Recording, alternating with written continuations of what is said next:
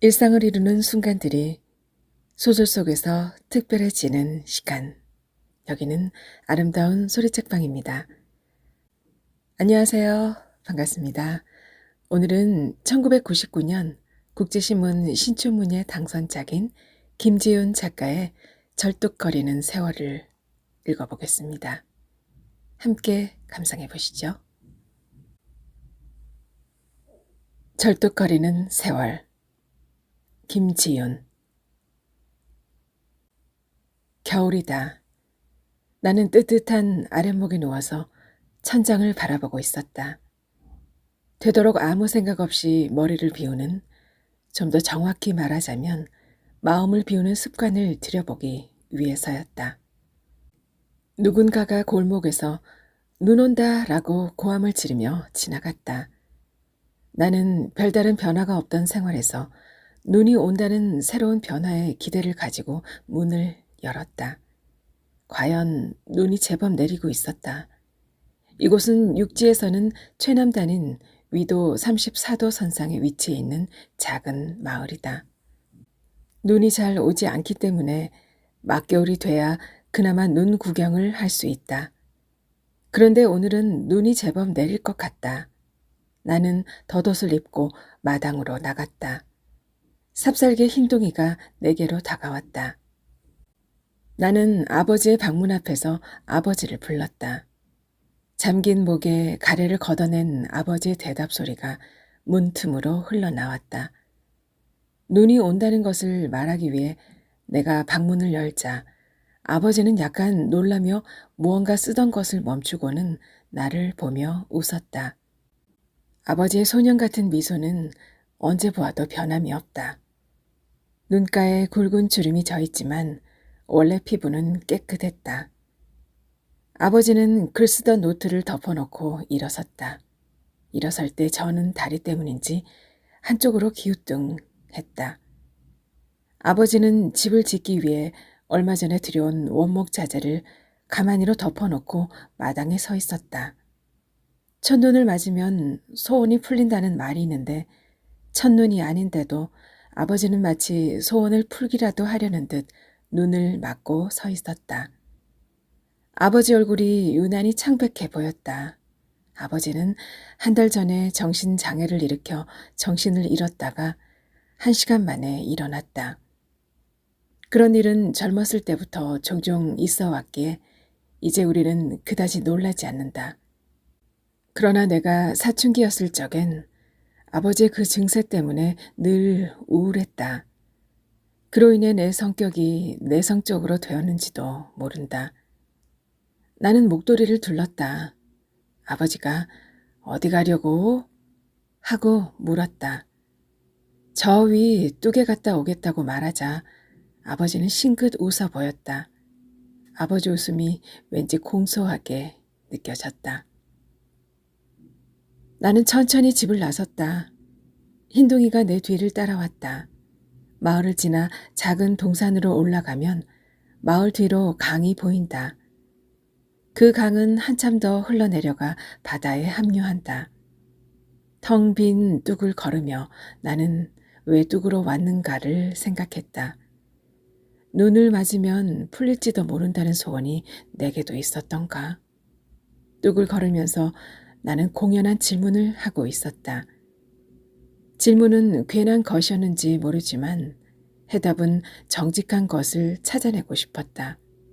나는 좁은 뚝을 하염없이 걸어볼 요량이었다. 실은 뚝에 가면 나는 한 사람을 만날 수 있다고 늘 생각해왔다. 그 사람은 형석이다. 나를 동생처럼 때로는 친구처럼 관심 가져주던 형석이. 그는 이 세상에서 제일 예쁜 사람이 나라고 했지, 아마. 눈은 여전히 내리고 있었다. 꽤 많은 눈이었다. 흰둥이의 털은 눈색과 같아서 분간이 잘 되지 않을 정도였다. 눈동자가 새까맣게 보이지 않았다면 눈처럼 하얀 녀석을 찾지도 못할 뻔했다. 오래전에는 우리 마을로 오는 길이 뚝길밖에 없었는데 지금은 뚝 아래로 신장로가 뚫려 있어 우리 동네 앞으로 버스가 지나간다. 신장로 위로 길게 뻗은 둑은 눈이 와서인지 퍽 길어 보였다. 뚝 중간에 앞마을로 가는 갈림길이 있다. 그 갈림길에 형석이 서 있곤 했다. 그 길에도 눈이 덮이고 있었다. 흰둥이는 내 눈치를 보았다. 내가 걸음을 빨리 하면 흰둥이 녀석도 빨리 뛰고 내가 천천히 걸으면 녀석도 천천히 걸었다. 내가 걸음을 멈추고 잠시 내려다보면 녀석은 나를 빤히 올려다보았다. 나는 갈림길 멀찍이 멈추어 섰다. 저만치 사람이 오고 있었다. 긴 겨울을 나기 위해 들을 둘러보고 돌아가는 길인가 보았다. 가까이 오는데 보니 이웃집 노인이었다.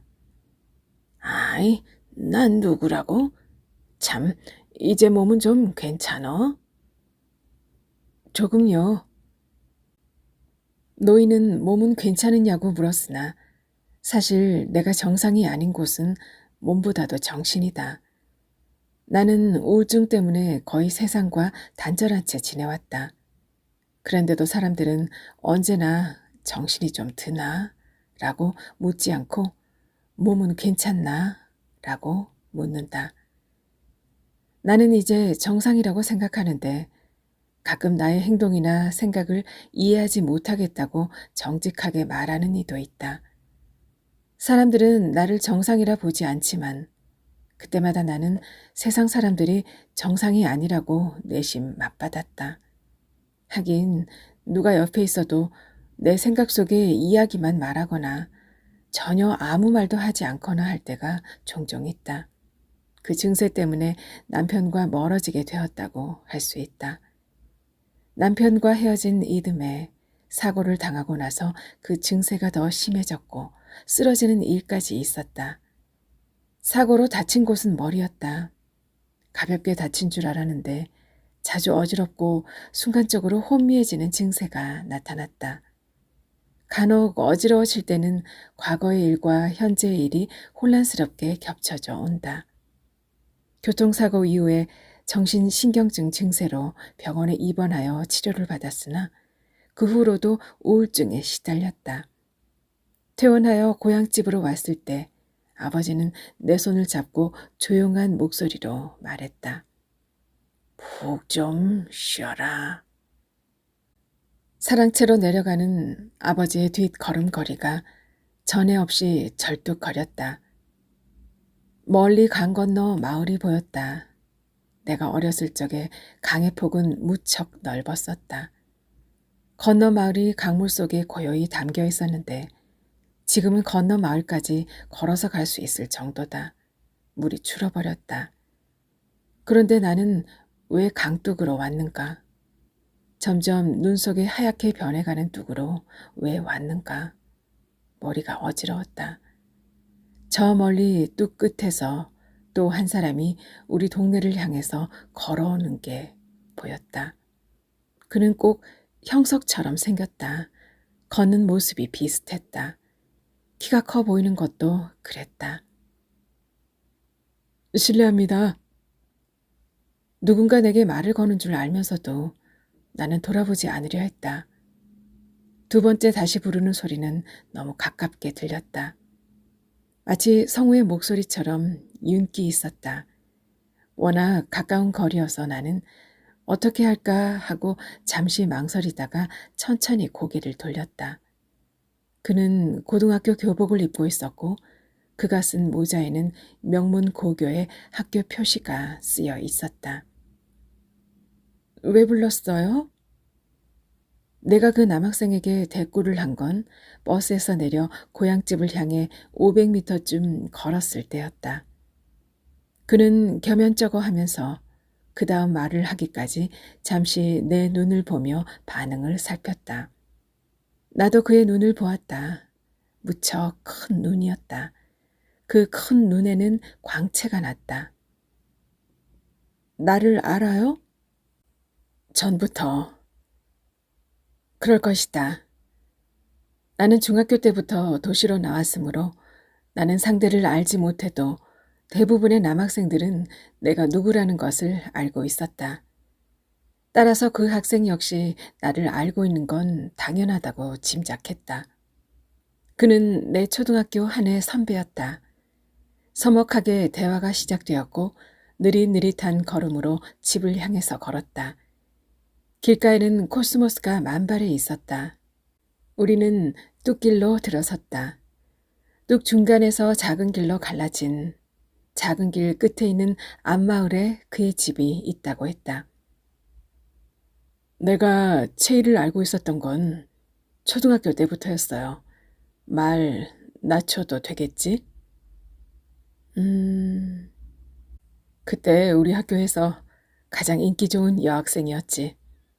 한데 한 가지 궁금한 게 있어. 채이 아버님은 왜 대문에 늘 불을 켜실까? 또 마당에 집을 짓기도 하신다던데. 그가 내 아버지에 관해 말했을 때 무언가 들킨 것처럼 내 얼굴이 화끈거렸다. 혹 놀리는 것이나 아닌가 해서였다. 그의 아버지는 면장이라는 사회적 직책이 있었고 나의 아버지는 아무런 사회적 이름이 없었다는 사실에 나는 민감해 있었다. 게다가 그의 아버지의 훌륭한 덕망은 널리 알려져 있었다. 그런 아버지를 둔 그가 밤마다 대문과 마당의 나뭇가지에 전선을 이어와 불을 켜고 또 마당에다 조그만 집을 짓고 헐기를 반복하는 내 아버지의 행위에 대해 말했다는 게 여간 자존심 상하는 일이 아니었다. 그래서였던지 불어나는 그의 집안에 관해 전혀 모르는 척하면서 허세를 부리고 있었다. 그가 나의 아버지에 관해 말한 게 놀리려는 의도가 아니었음을 나도 모르는 바 아니었다. 당시 우리 집에는 아버지 소유의 토지가 제법 많았었기 때문에 누구라도 내 아버지를 무시하리라고는 생각하지 않았다.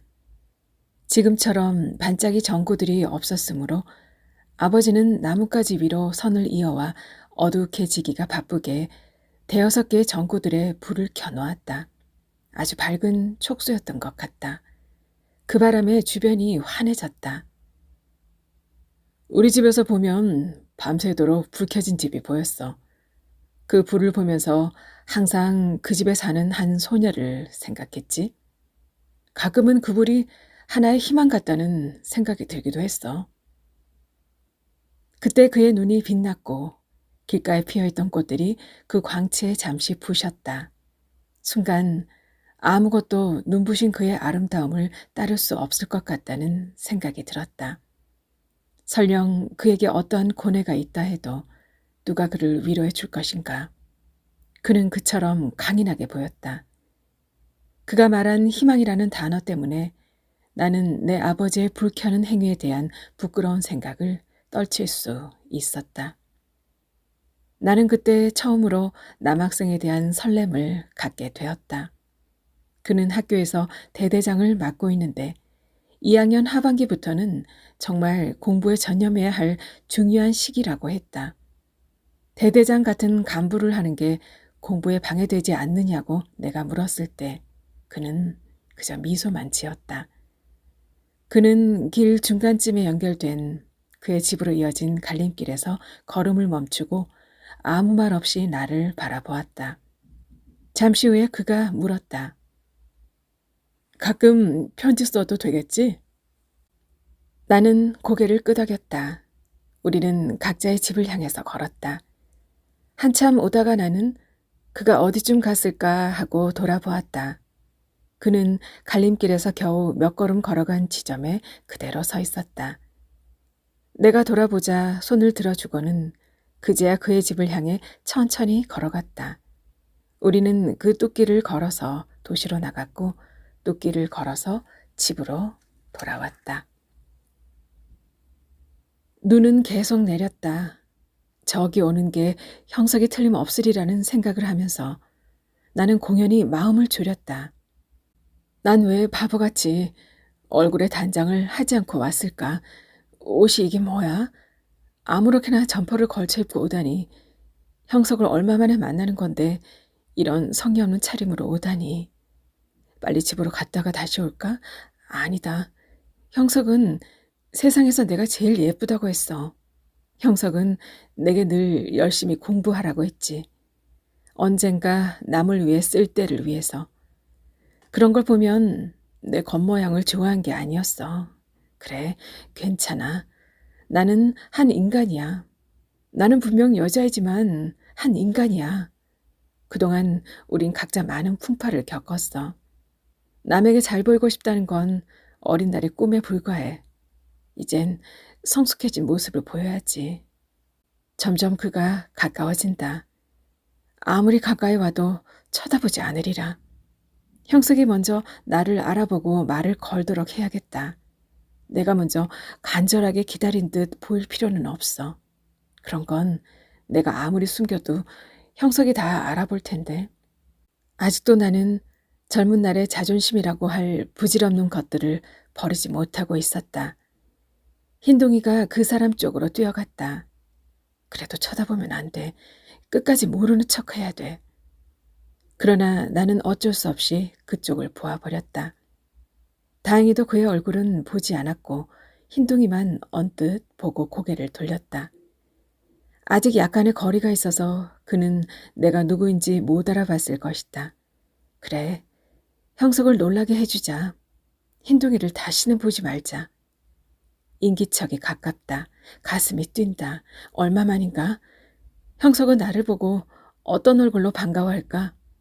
내 손을 잡고 악수를 청할까? 형석의 생활이 행복하지 않은 건 아닐까? 혹 아직도 나와 함께 공부를 하거나 많은 대화를 하고 싶다고 말한다면 집으로 천천히 걸어가 볼까? 그가 다가와 맨 처음 나를 2번씩이나 불렀던 그때처럼 나를 부르도록 할까? 그의 겨울은 정말 눈이 많이 내렸다. 눈이 잘 오지 않는 남쪽에선 얼마나 신비롭게 보였는지 모른다. 버스에서 내린 형석과 나는 눈을 맞으며 집으로 향했다.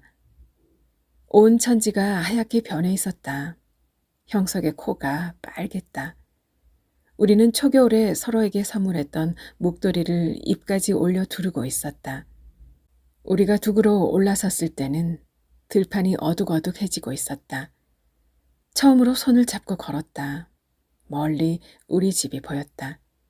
우리 집이 보인 게 아니라 불들이 반짝이는 게 보였다. 형석도 그 불을 보고 있었던 것 같았다.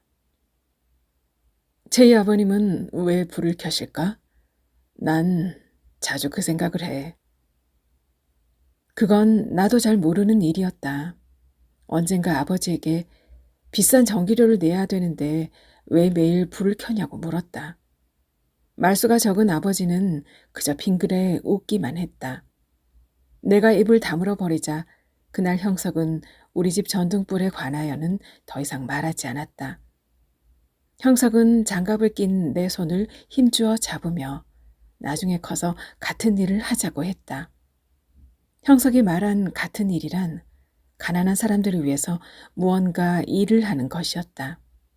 형석은 서울대 법대로, 나는 지방대 사회학과로 진학했다. 형석은 대학에 입학하고 얼마 지나지 않아 군사 독재 정권을 막아야 한다며 뛰어다녔다.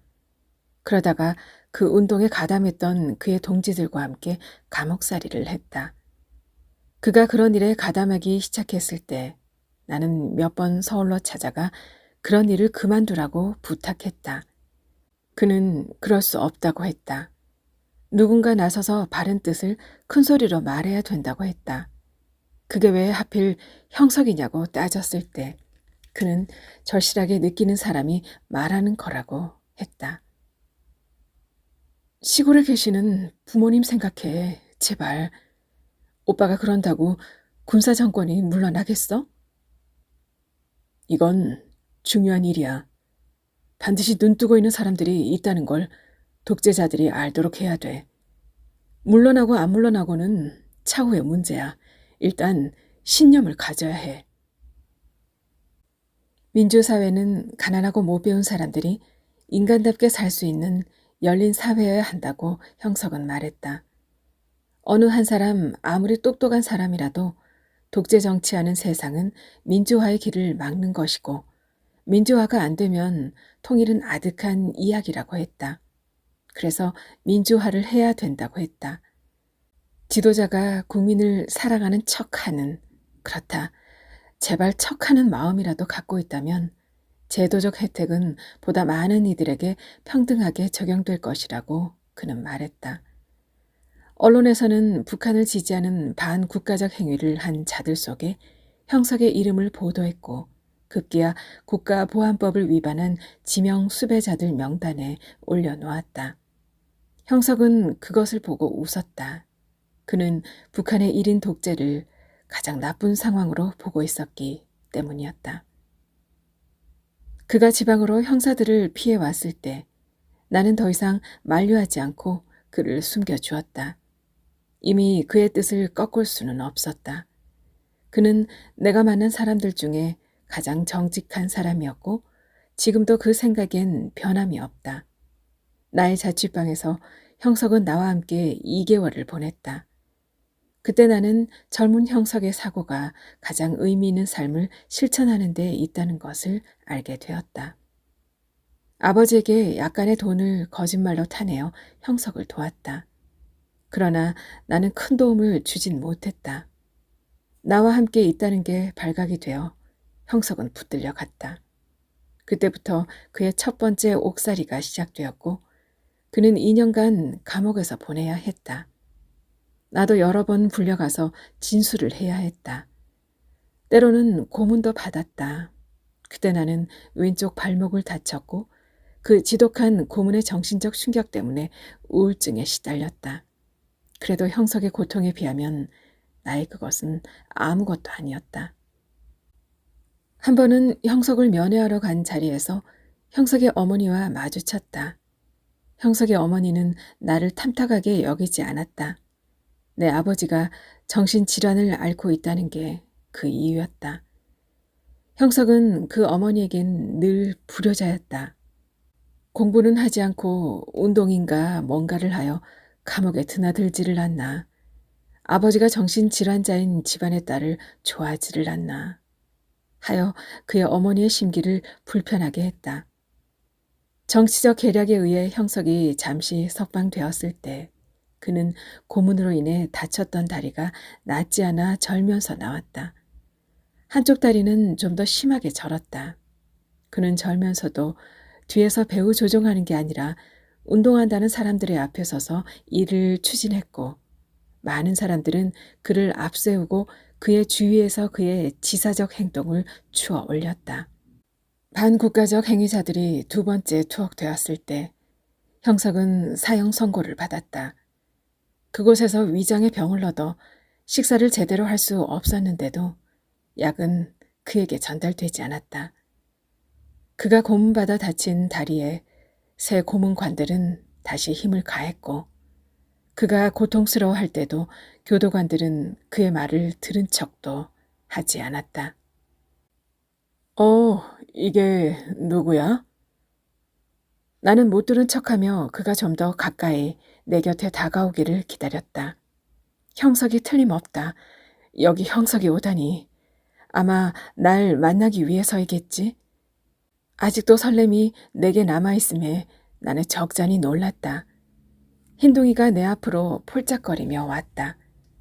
추운데 뭐해? 분명 형석이다.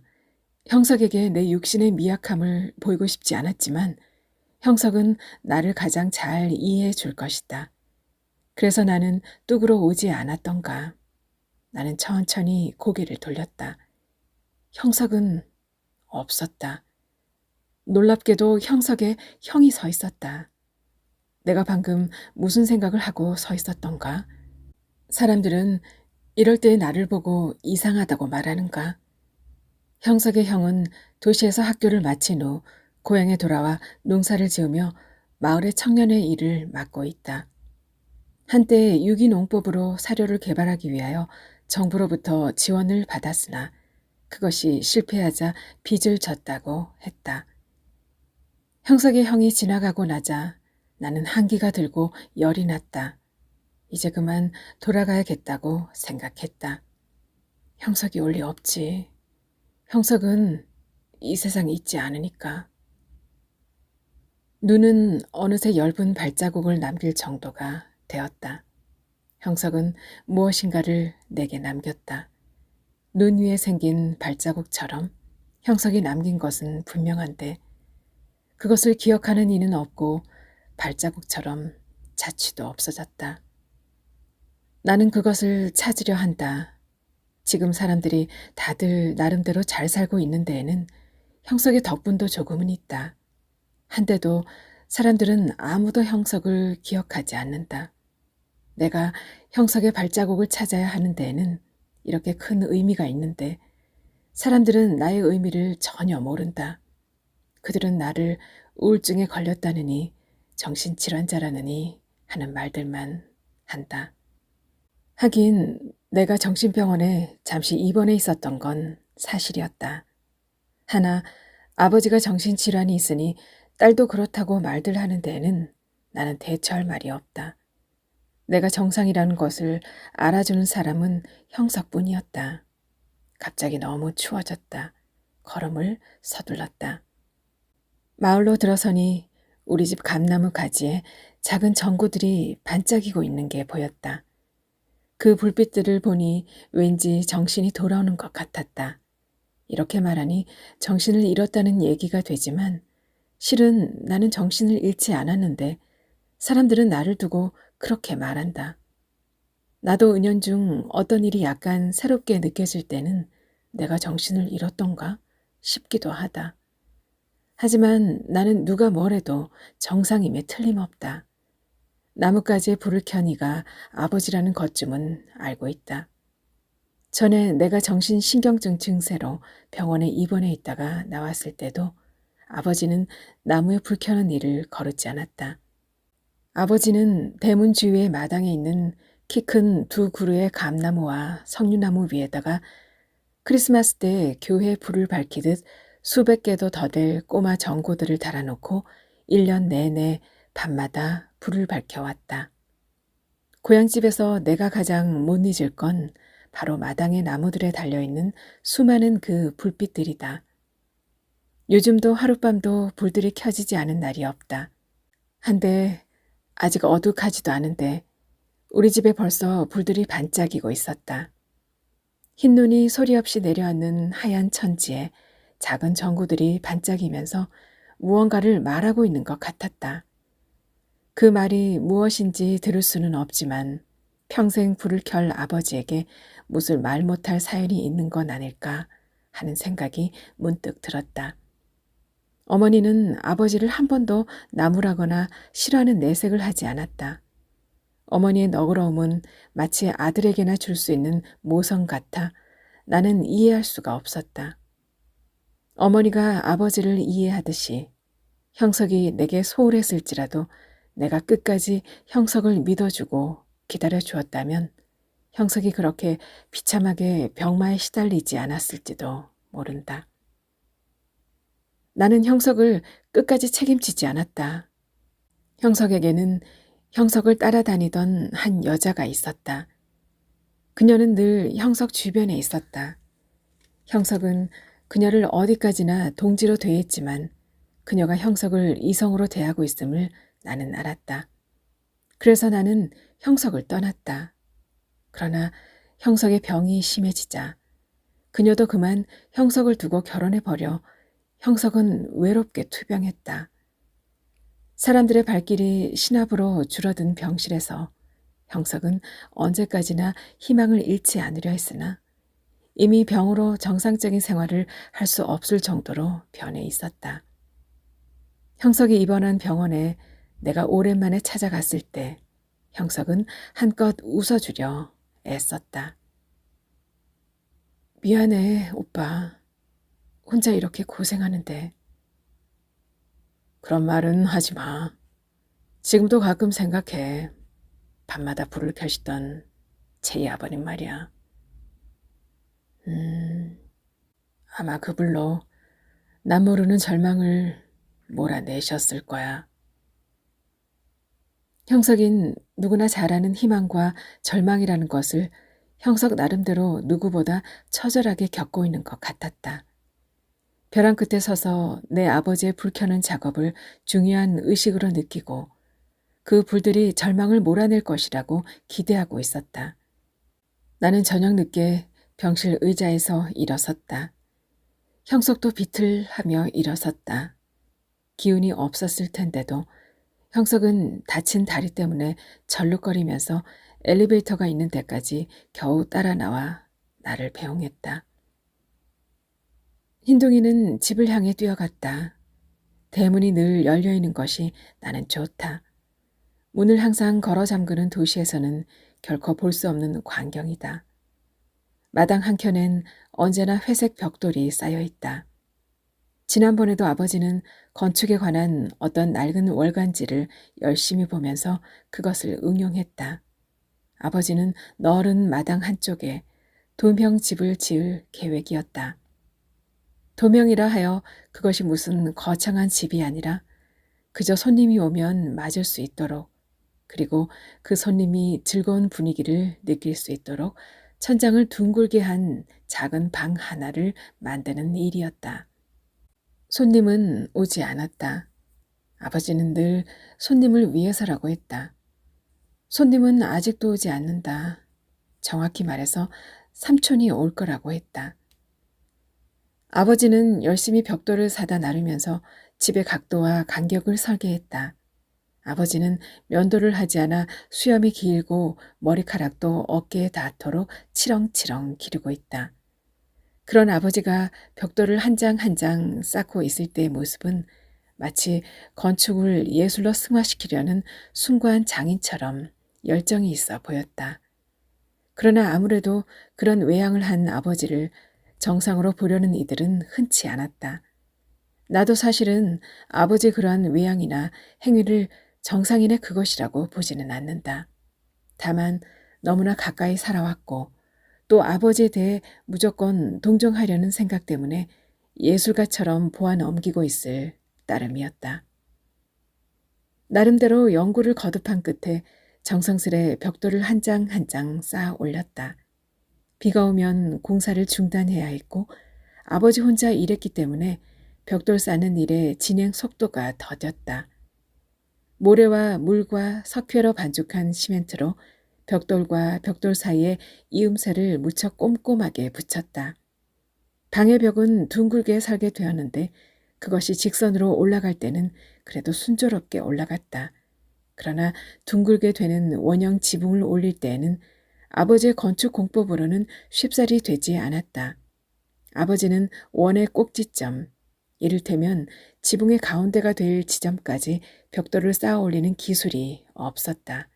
아버지는 몇 날 며칠을 고심했다. 불행하게도 아버지는 한쪽 다리까지 절고 있어서 내 마음은 늘 안쓰러웠다. 그 사이 추위가 왔다. 너무 추워서 공사를 제대로 할 수가 없었다. 아버지는 겨울 동안 어떻게 하면 둥근 지붕의 집을 지을 것인가 연구를 더 많이 하기로 했다. 나는 도시에서 직장 생활을 하는 막내 동생에게 건축에 관련된 잡지책을 한 권 사오라고 했다. 동생이 사온 책을 본 아버지가 이번만큼은 이해할 만한 모양이었다. 거기서 아버지는 자신이 지을 집에 관해 정보를 얻기 위하여 열심히 연구했다. 그러더니 무엇이 잘못되었음을 발견했는지 쌓아 올렸던 벽돌을 도로 하나씩 깨뜨려 내렸다. 한번 사용한 벽돌은 다시 쓸 수가 없다. 아버지는 쓸만한 것 두어 개를 골라보다가 전부 집 뒷마당에 갖다 놓았다. 거기엔 엄청난 양의 못쓰게 된 벽돌이 쌓여 있다. 아버지는 남은 새 벽돌을 한 곳에 밀쳐놓고 이번에는 원목으로 집을 짓고 싶어 했다. 동생이 두 번째 사온 잡지책에 사진에 나와 있는 원목 집들을 관심 있게 본 것이다. 아버지는 환한 얼굴로 원목집이 어떻겠냐고 어머니에게 물었다. 지붕의 꼭대기를 조금 높이 만들어 거기에 불을 켤 것이라고 했다. 그러면 멀리서도 보일 것이라며 매우 흡족한 상상을 했다. 어머니도 괜찮다며 고개를 끄덕였다. 아버지는 열심히 설계를 하더니 나를 불러 설계한 집의 모양을 봐달라고 했다. 한데 그 설계라는 것이 높이가 몇 센티미터이고 넓이가 몇 평방미터인지 정확하지가 않았다. 원두막같이 작은 집이 만화처럼 그려져 있었다. 나는 그것이 정교하지 않다고 말할 수 없었다. 어차피 일은 아버지가 다 할 것이다. 게다가 그것이 완성되기도 전에 어떤 문제점을 발견하고는 도로 부술 것이기 때문이었다. 나는 고개를 끄덕이며 아버지에게 웃어 보였다. 아버지는 원목을 주문하려 했다. 그런데 원목 자재값이 너무 비싸서 걱정이었다. 아무리 방 하나를 만들 넓이지만 꽤 많은 돈이 들 것 같다며 아버지는 그만 고민에 쌓였다. 어머니는 여전히 어떠한 반대도 하지 않았다. 아버지는 우선 기둥을 받기 위해 기둥이 될 만한 자재부터 구입하기로 했다. 원목을 주문하기 위해 아버지는 읍내로 나갈 준비를 했다. 외출할 때 입는 정장 바지를 입고 아껴둔 점퍼를 입었다. 다리를 절면서 신장로로 걸어나가 버스를 기다렸다. 그때 이웃에 사는 어떤 사람이 지나가면서 아버지에게 인사를 건넸다. 상대방은 그저 의례적인 인사를 했을 따름인데 아버지는 마치 무슨 중대한 계획을 가진 사람인 양 약간 달된 목소리로 읍내에 기난 볼 일이 있어서 라고 말했다. 기난 볼 일 때문에 바빠서 더 이상 긴 얘기는 할 수 없다네. 정말 미안하이. 라는 말을 생략한 미안하다는 듯한 표정을 지었다. 잠시 후에 버스가 왔고 저는 다리로 힘들게 버스를 타면서도 아버지는 무언가를 골똘하게 생각하는 듯했다. 며칠 후에 사람들이 많지 않은 원목을 트럭에 싣고 왔다. 아버지는 닷새 전에 원목집을 짓기 위해 기둥 꽂을 땅을 팠다. 겨울이어서 그런지 일은 더뎠다. 땅이 얼지는 않았지만 결이 단단해진 건 어쩔 수 없었다. 그래도 추워지기 전에 땅을 파야 한다며 부지런히 흙을 퍼냈다. 사흘째 되던 날엔 기둥을 꽂을 수 있을 만큼 깊이 땅을 팠다. 그리고는 읍내에서 가져온 원목을 거기 꽂고 돌들로 기둥을 고정시킨 후 다시 흙으로 덮었다. 아버지는 다른 원목들을 한켠에 쌓아놓고 가마니와 덕석으로 덮어놓았다. 날이 갑자기 추워질 기미가 보였다. 아버지는 요즘 들어 자주 피곤해했고 다리를 더 심하게 절었다. 젊었을 때는 비록 다리는 절었다 하나 기운이 세어 일을 잘했다고 한다. 요즘도 일을 하지 않는 건 아니지만 어느 해부턴가 마당에 작은 창고 같은 집을 짓기 시작하고부터는 신압으로 집 짓는 일에 열중했다. 학교라곤 북쪽 신의주에서 초등학교를 다닌 게 고작인 아버지는 전쟁 이후 월남에서는 갖은 고생을 다하며 돈을 모았다고 했다.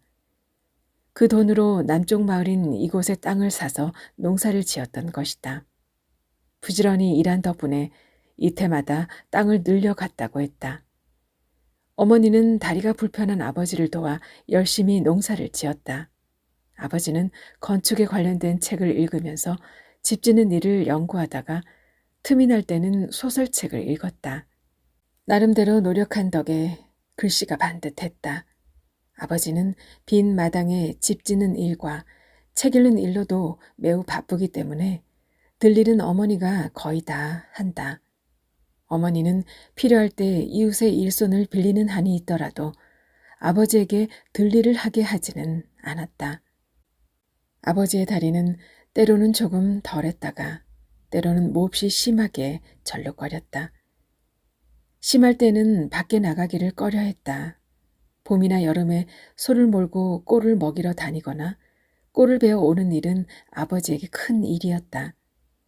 지난 봄 소가 새끼를 낳게 되자 송아지의 목까지 꼴을 베어야 했으므로 아버지는 무척 힘들었을 것이다. 흰둥이가 나보다 먼저 집 안으로 들어섰다. 아래채 방 입구에 어머니와 아버지 그리고 이웃 사람들의 신이 흩어져 있는 게 보였다. 내가 방문을 여니 아까 만났던 이웃 노인 부부가 와 있었고 어머니는 아버지의 다리를 주무르고 있었다. 아버지는 원목들이 얼면 안 된다며 혼자 그것들을 창고로 옮기다가 그만 쓰러졌다는 것이다. 쓰러지면서도 마당에 불을 켜라고 했다 한다. 1시간가량 지났는데도 아직 의식을 못 차리고 있다고 어머니가 말했다. 아버지는 가끔 정신을 잃었다가는 늘 깨어났기 때문에 이번에도 우리는 크게 걱정하진 않았다. 사람들은 아버지의 증세를 간질 증세라고도 하고 기면증이라고도 했다. 어머니도 걱정하진 않았지만 편안할 일은 없었다. 어머니를 잠시 쉬게 하고 내가 아버지의 다리를 주물렀다. 불편한 다리로 마당에 집을 짓기 위해 애쓰던 아버지를 생각하니 코끝이 시큰했다. 아버지는 왜 평범하게 살아가지 못하는가? 한평생 세상에 발담그지 못하고 이웃과 별다른 접촉도 없이 살아야 하는 까닭이 무엇인가? 한데 아버지의 다리를 주무르면서 나는 점점 의아한 생각이 들었다. 한쪽 다리가 짧을 것이라고 생각해왔던 아버지의 양쪽 다리 길이가 신기하게도 똑같았기 때문이었다. 그때까지 나는 아버지의 다리 길이가 같을 것이라고 상상한 적은 한 번도 없었다. 아버지는 절뚝거렸고 아버지의 양쪽 다리 길이는 의당 다를 것이라 믿어왔다. 왜 절게 되었는지조차 묻지 않았다. 그것이 다리를 저는 아버지에 대한 예의일 것만 같아서였다. 주위의 모든 사람들도 아버지가 전다는 사실에 그저 익숙해져 있다. 그런데 양쪽 다리를 나란히 펴서 아무리 길이를 재어봐도 똑같았다. 한쪽 다리로 온몸을 지탱할 때 저는 쪽 다리의 역할을 사람들은 인정하지 않았지만 사실은 그 다리도 나름대로 안간힘을 쓰면서 아버지의 몸을 지탱하고 있었을 것이다. 우리는 아버지의 양쪽 다리의 역할이 같았음에도 저는 쪽 다리를 힘없고 재구실 못하는 다리라고 생각했다. 다시 재어봐도 똑같은 아버지의 다리 길이 때문에 나는 어지러웠다. 잠시 후에 다시 정신을 차렸다. 아버지는 여전히 깨어나지 못했다. 우리는 아버지를 병원에 싣고 가기로 했다. 내가 병원에 들어섰을 때 형석은 백납 인형같이 누워 있었다. 살아있는 사람의 형상이 아니었다. 손마디는 마치 대나무 마디 같았다. 얼굴엔 생기를 잃었고 멀겋게 떠보이는 눈엔 지난날의 광채 같은 것은 남아있지 않았다.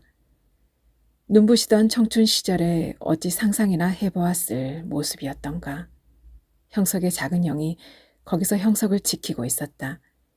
형석의 어머니는 이미 형석이 사형 선고를 받은 이후 충격을 받아 식물인간이 되어 있었다. 오빠, 채희 왔어요. 형석은 나를 알아보지 못했다. 의식이 없어진 듯했다. 형석은 끝내 나를 알아보지 못했다. 아니, 다시는 그 누구도 알아보지 못했다. 나는 누워있는 형석을 차마 바로 내려다볼 수가 없었다. 사흘 뒤 형석의 장례식장으로 갔다. 거기서 나는 형석의 작은 형으로부터 한 통의 편지를 받았다. 영원한 나의 친구에게로 시작되어 있었는데 오래전에 써놓았던 것이었다. 나는 그 편지를 읽지 않았다. 형석을 떠나보내고서도 오랫동안 그랬다. 병원에서 아버지는 손님이 온다며 헛소리를 하더니 깨어났다. 6시간 만이었다. 두리번 살피더니 집에 불을 켜러 가야 된다며 일어나려 했다. 어머니가 불을 켜놓고 왔다고 말하자 아버지는 조금 안심하더니 그래도 누군가가 집에서 손님을 맞아야 된다고 했다.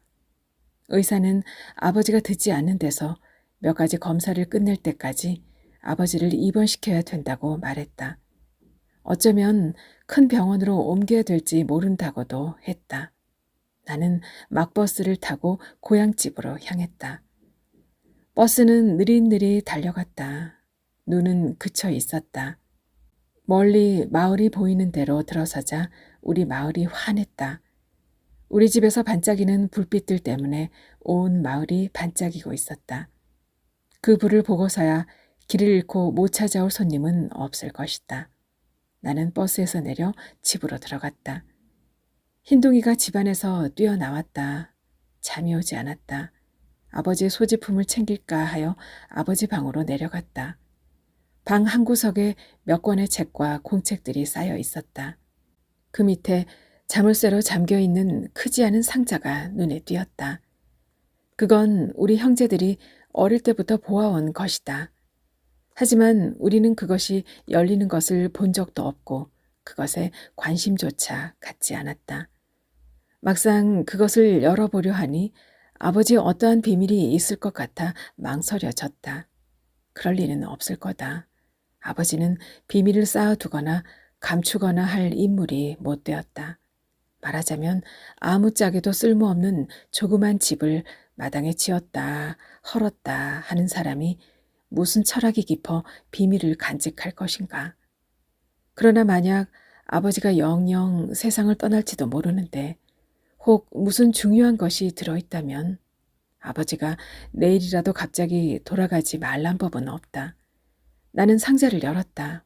그 안에는 고무로 된 새총 하나와 낡은 일기장 한 권이 있었다. 일기장 속에 따로 접혀진 종이가 보였다. 나는 그것을 펼쳤다. 인민군들은 날마다 우리 집에 찾아왔다.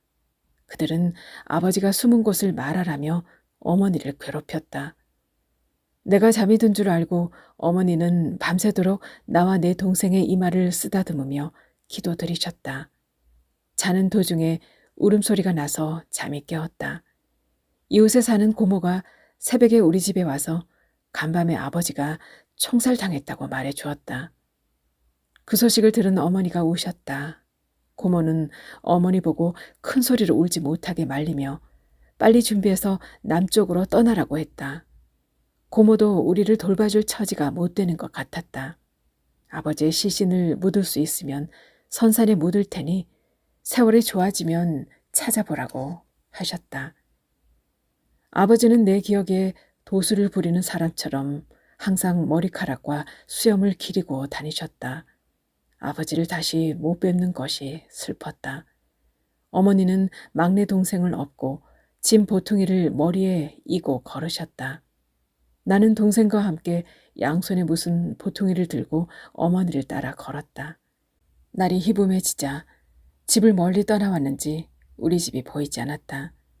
그때 나는 11살이었고 동생은 8살, 그리고 막내는 5살이었다. 우리는 나무 밑에서 잠시 쉬었다. 많은 사람들이 우리처럼 남쪽으로 가는 게 보였다. 우리는 다시 일어나 걸었다. 그런데 어디선가 비행기들이 날아왔고 폭음이 들렸다. 그때 어머니와 두 동생이 기대로 뻗었다. 많은 사람들이 쓰러져 못 일어났다. 사람들의 비명소리가 들렸다. 어머니와 막내 동생은 움직이지 않았다. 너무 무서웠다. 바로 밑에 동생은 다리에 심한 부상을 입었다. 나는 어쩔 줄 모르고 다리를 다친 동생을 부둥켜 안고 떨고만 있었다. 동생은 너무 아픈지 울지도 못했다. 숨을 쉬기는 하는데 기절한 것 같았다. 나는 날아온 돌에 어깨만 다쳤고 다른 데는 아무 데도 다치지 않았다. 한참 후에 낡은 지프차 한 대가 우리 쪽으로 왔다. 차 안에는 아이들이 가득 타고 있었다. 차에서 내린 미군 한 사람이 나를 급히 차에 태우려 했다. 나는 군인에게 내 동생도 나와 함께 태워달라고 매달렸다. 동생은 아직 숨이 붙어 있었다. 그러나 차 안에는 사람을 더 실을 수도 없었다. 내가 그 군인에게 끌려 차에 막 타려는 순간 동생이 갑자기 눈을 번쩍 뜨고는 형, 같이 가! 하고 외쳤다. 나는 얼른 동생에게로 뛰어가서 동생을 꼭 안고 놓지 않았다. 동생을 두고는 가지 않을 거라고 다짐했다. 미군은 동생의 다친 다리를 보더니 고개를 흔들고는 동생에게서 기어코 나를 떼어내려 했다. 그들은 심하게 다친 사람은 그냥 두고 다치지 않은 사람만 차에 태우는 것 같았다. 겨우 정신이 든 동생이 울지도 못하고 숨가쁘게 말했다. 형, 나중에 남쪽에서 만나자. 남쪽 제일 끝동네 말이야. 대문에 밤마다 불을 켜줘. 많이 켜줘. 꼭 찾아갈게. 하더니 늘 갖고 놀던 고무총을 내게 주고는 기절해버렸다. 그날 그 자리에서 내 다리 한쪽을 동생에게 주고 떠나왔다. 북쪽에 두고 온 삼촌에게 한쪽 다리를 주었던 아버지는 그로 인해 절며 살아왔다. 형석도 절다가 갔다. 가지에 걸린 작은 빛들이 쉬지 않고 두 겹, 세 겹으로 반짝이고 있었다.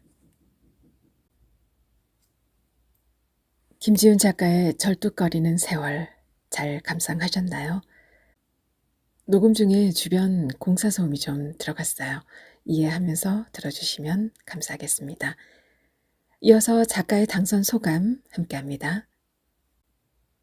더 이상 절지 않은 세월을 위해 정직한 선배는 나한테 짐을 맡기지 않았지만 나는 짐을 짊어졌었다. 이제 짐 하나 벗었다고 말하고 싶다. 예전에도 그랬고 지금도 그러하지만 말을 잘하지 못해서 글을 쓴다. 말을 잘 하지 못하니 할 말은 더 많아졌다. 정작 당선 소감이란 이렇게 좋은 일이 내게 일어나다니 이다. 오래전부터 소설을 쓰겠다는 각오를 했지만 통상 나이로는 시작이 늦었다고 할 수 있다. 그러나 늦게까지 쉬지 않을 생각이니 지금도 사실은 빠른 거다. 앞으로는 이런 사람을 위해 기도하겠다. 각계각층에서 오만한 자들, 즉 못 가진 자들을 나보는 가진 자들, 또 그들과 아는 것을 자랑하며 다니는 자들 등 그들이 온전히 겸손한 이로 진실로 투명한 이로 새롭게 태어나기를 눈물로 기도할 작정이다. 선배가 간 지 언 10년이 다 돼간다. 한데 아직도 이 세월은 절고 있다. 지금은 아무도 애써 기억하지 않는 선배의 명복을 빌며 이렇게 말할 수 있다면 얼마나 좋을까 생각해 본다. 이 세월은 이제 더 이상 절지 않는다고. 먼저 심사위원들께 감사드리고 그간 묵묵히 견뎌준 가족과 부족한 나를 믿어주신 모든 분들께 깊이 감사드린다.